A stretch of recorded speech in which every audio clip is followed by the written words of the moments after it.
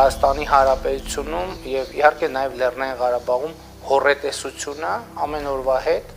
ավելանում է, ինչը մեր քաղաքականությունը որևէ կերպ չի փոխում։ Որտեղ մենք համոզված ենք, որ բանակցային ճանապարհով հարցերը լուծելու մեթոդը միակն է, բայց մյուս կողմից, եթե բանակցային ճանապարհով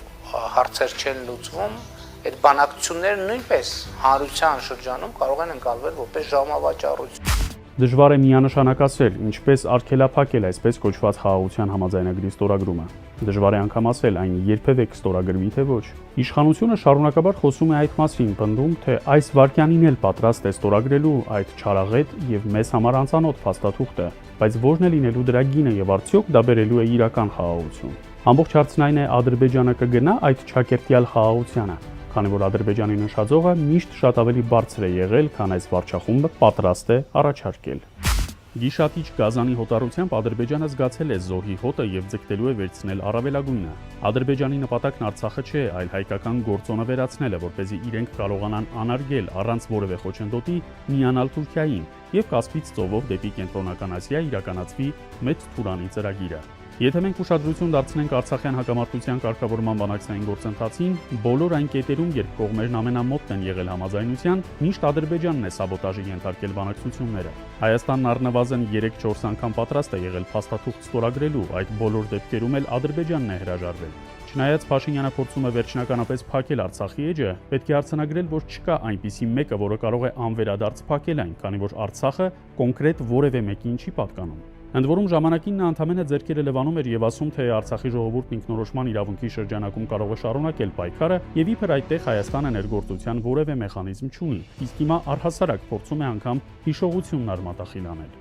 Մինչև 2020 թվականի նոյեմբերի 9-ը Երևանն Արցախի անվտանգության երաշխավորն էր, ուներ դրա մանդատը եւ հանդես էր գալիս որպես գործոն։ Մինչև 2023-ի սեպտեմբեր մասնակիորեն պահպանվում էր տնտեսական եւ համակարգային ներգործության մեխանիզմը, այսինքն ֆինանսական աջակցությունը եւ իրավական, բանկային, տնտեսական համակարգերը, որոնք կապված էին Հայաստանի հետ։ Տնտեսական առումով Արցախի նախկին պետնախարար, այժմ Բաքվի մեկուսարանում խոշտանգվող քաղբանտարկյալ Ռուբեն Վարդանյանի երբեմնի նախաձեռնությունը $50 միլիոն ներդրում անելու Արցախում եւ նրա կոչը մնացած հայերին մասնակցելու այդ ծրագրին էապես նվազեցնելու էր ֆինանսական կախվածությունը Հայաստանից եւ Արցախը ձեռք էր բերելու սուբյեկտայնության եւ ինքնուրույնության որոշակի աստիճան։ Ադրբեջանը 30 տարի է ասում է, թե սա տարածքային վեճ է իր եւ Հայաստանի միջև, մինչդեռ այս դեպքում այն կզրկվեր Արցախի ինքնորոշման իրավունքը որպես տարածքային վեճ ներկայացնելու հնարավորությունից։ Ցավոք Փաշինյանի վարչախումբն արեց ամեն ինչ վիժեցնելու այս հայանպաստ ծրագրերը։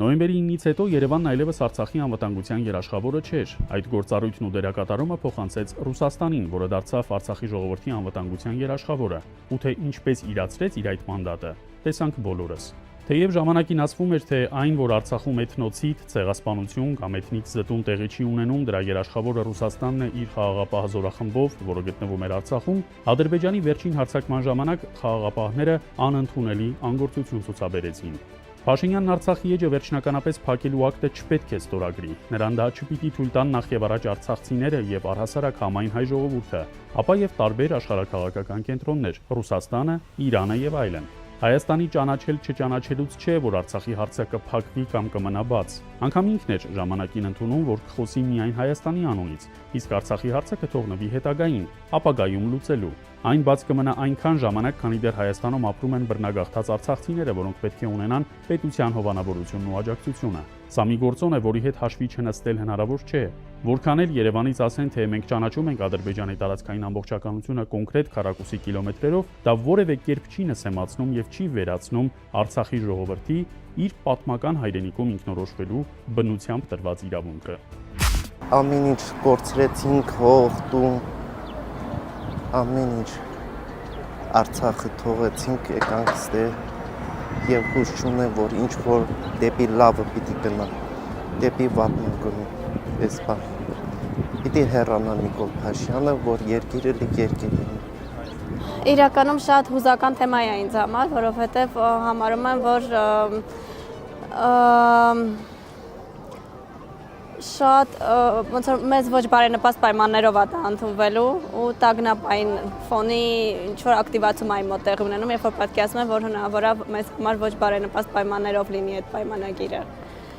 Հա, ոնց որ իրականում չեմ հավատում, որ դա վերջնական խաղաղություն կլինի մեզ համար։ Շատ անհանգստացնող է դա ինձ։ Ինչ խաղաղության պայմանագրի մասին է խոսքը, երբ որ Ադրբեջանը հայտարարում է, որ Հայաստանի Հանրապետությունը Արևմտյան Ադրբեջան է, երբ որ Ադրբեջանի զորքերը, չասեմ զորքեր, ահաբեկչական այդ կառույցը Հայաստանի ինքնիշխան տարածքում է, Արցախում ցեղասպանություն է իրականացրել ու դեռ մատ է թափ տալիս մեզ վրա։ Ինչ խաղաղության մասին է խոսքը։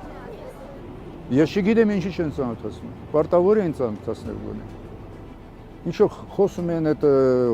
խաղաղության խաչմերու բան, բոլորը ստից բաներ են։ Նույնը վերաբերում է բանը սահմանադրության, նույնը վերաբերում է մնացած հարցերին։ Как вы думаете, Սահմիա Արցախը տևես դուք մտածում եք որ կինո լավ բան կարող անա, как бы наши земли опять уже не раздолбах, и отсюда уже придется бежать. А куда бежать? Бежать уже некуда. 93 թվականից մինչև հիմա պայքարի մեջ ենք։ Կոնկրետ այդ վիճակով էլ չեմ հավատում ոչ մի բան։ Ոչ մի լավ բան չեմ սպասում։ Պարսկաստանը թույլ չի տալիս առանց նայելու թե ինչ բեռ է գնում իրենց տարածքով անցնի։ Դրա համար ուզում են հայերի միջոցով։ Հայերի, ես նույնիսկ միջոցով չեմ ասի, հայերի վրով սենց քայլելով գնալու գալի։ Դա է։ Դա իհարկե բան չի։ Դա սուվերենություն չի։ Հակված է մտածելու, որ նոր կապիտուլյացիա, որովհետև ընդհանրապես վստահություն չունեմ իշխանությունների հանդեպ եւ թե ինչ որոշումներ են կայացվում իրենց կողմից ու չգիտենք թե ինչ սպասենք, ինչա լինելու պայմանագրի մեջ։ Բայց բնականաբար ավելի վատն ենք սպասում, քանի որ լավ բան, որ կլինի Հայաստանի օգտին։ Սիսիանի համար հիմա մեր իր լավ ընկեր Ալիևը չի պայքարում է։ Իսկ սրանք էլ խեղճ ու կրակ են։ Ես չեմ վախում, որ խոսում եմ, վախենալու բան չունեմ։ Արդեն ինչքան ապրել եմ հերիք է։ Էլի մի 20-30 տարի կապրեմ, բայց ոչ իր ղեկավարությամբ։ Հիմա ընտրություն եղավ առաջին 2 ձեռով չեմ գրելու։ Արցախի ինքնորոշման իրավունքը երբևէ որևէ մեկը չի կարող ժխտել, հերքել, ուրանալ։ Այն բնությամբ տրված է եւ մշտապես լինելու է։ Եթե մենք նայենք մեր պատմությանը, արցախցին իր հողում ապրել է շատ ավելի երկար, քան Հայաստանի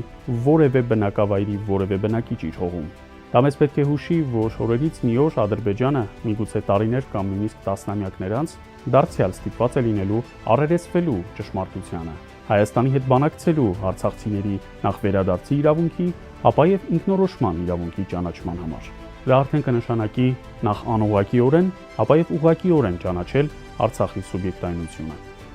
Որոշի հարգելի քաղաքացի, թե որ երեսն ճիշտ է։